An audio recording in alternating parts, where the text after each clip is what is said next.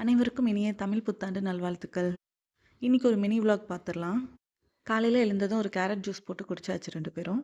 இன்னைக்கு வந்து எங்க வீட்டுக்கு கெஸ்ட் வரேன்னு சொல்லியிருந்தாங்க. ஸோ பிரேக்ஃபாஸ்ட் வந்து கொஞ்சம் சிம்பிளா பண்ணிக்கலாம் அப்படின்னு சொல்லிட்டு, சத்து மாவு கஞ்சி தான் ரெடி பண்ண போறேன். வாங்க அது எப்படி பண்ணுறதுன்னு பார்க்கலாம். இது வந்து வீட்லயே பண்ண சத்து மாவு. இதில வந்து இந்த ஸ்பூனுக்கு 4 ஸ்பூன் அளவு எடுத்துக்கிறேன் எங்க 2 பேருக்கு.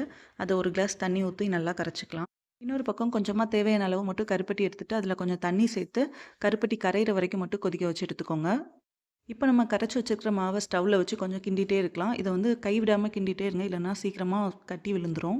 அது 5 நிமிஷத்துலயே வெந்து வந்துரும். அது வெந்ததுக்கு அப்புறமா நம்ம கருப்பட்டி தண்ணி வச்சிருக்கோம்ல, அத ஃபில்டர் பண்ணி சேர்த்துக்கலாம். அதுல ஏதாவது தூசி இருந்தா அப்படியே வந்துரும். அப்புறமா ஒரு 2 நிமிஷம் அத கிண்டிட்டே இருந்தாலே கூட போதும். இது கூட நான் வந்து தேங்காய் சேர்த்துக்க போறேன். நான் வந்து ஒரு சில் தேங்காய் மட்டும் மிக்ஸியில சேர்த்து லைட்டா கொர கொரப்பா அரைச்சு எடுத்துருக்கேன். அதையும் சேர்த்துட்டு நல்லா மிக்ஸ் பண்ணிட்டு ஆஃப் பண்ணிட்டா நமக்கு சத்து மாவு கஞ்சி ரெடி. முடிஞ்சா நீங்களும் ஒரு டைம் இதே மாதிரி ட்ரை பண்ணி பாருங்க. நம்ம இன்னொரு வீடியோல பார்க்கலாம். அதுவரைக்கும் பை.